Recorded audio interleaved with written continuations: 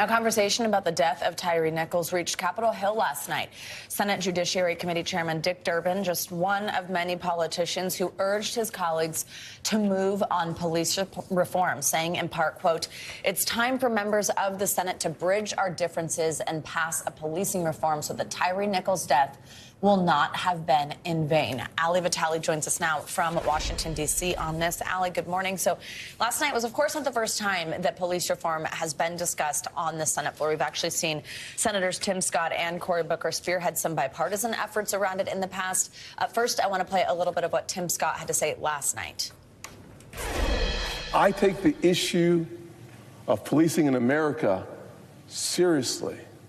I want our body to see it not as an issue of Republicans versus Democrats, but as good people standing in the gap, elected to do a job.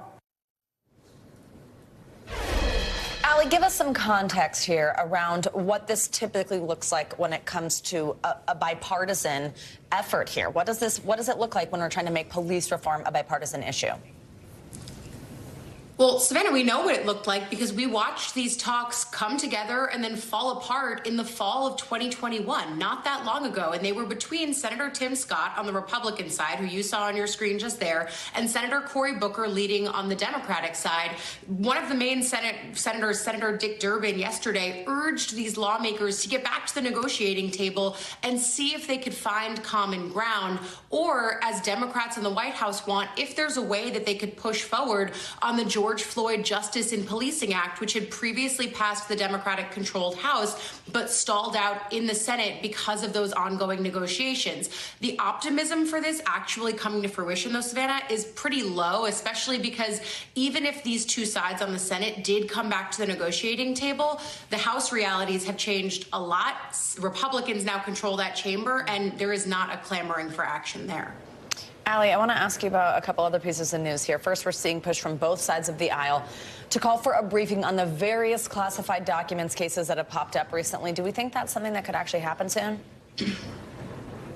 Well, look, they're trying for it, and it's not just Republicans on the Senate side. It is Republicans and Democrats alike. We've seen the Senate Intel Committee marching in lockstep. Last week, they had a briefing with the Director of National Intelligence. No one was happy coming out of that briefing. They felt that they were being stonewalled. In Senator Rubio's words, he said that the DOJ was giving them the Heisman because the Director of National Intelligence said that while the DOJ special counsel investigations are going on, they're going to be pretty hamstrung in terms of what they can share. That is not a palatable answer to either party on the Senate side on this. So we're seeing them continue to push forward, trying to talk to the DOJ, trying to say that this is their job as the Intel Committee, is to get a sense of just what's in these documents, not just in the Trump case, though they have been asking that long, but also in the cases of President Biden and former Vice President Mike Pence.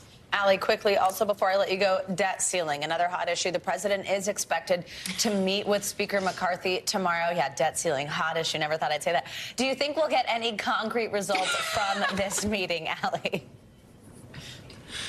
Well, look, it's a start. And yeah, this might be the thing that makes every American think that the debt ceiling is as important as it is. I don't know that we'll ever make the debt ceiling sexy, but this is something that could have truly catastrophic results on the American economy if the U.S. were to default on its debt. It's never happened before, and that's why we're seeing these negotiations start so early. This is probably not going to become a true pinch point until June. That's the date that the Treasury Department has put on the map for its so-called X date, when they would basically stop being able to pay their bills. We're watching Congress come together and try to start these negotiations at an early point. But here's the thing, Savannah. Democrats in the White House say this shouldn't be a negotiation at all. And then on the Republican side of this, you're going to see Speaker McCarthy leading the negotiating dynamics because it's his House, his conference, that's going to be harder to wrangle on a deal than on the Senate side of this. And Mitch McConnell has basically said as much, too, in recent days. Ali, we're going to have to see if they'll raise the roof. You know what I'm saying? This is what happens when I get off my sleep schedule and I'm all over the place anchoring. Ali Vitali, thank you so much. Mwah, see you soon. Thanks for watching our YouTube channel. Follow today's top stories and breaking news by downloading the NBC News app.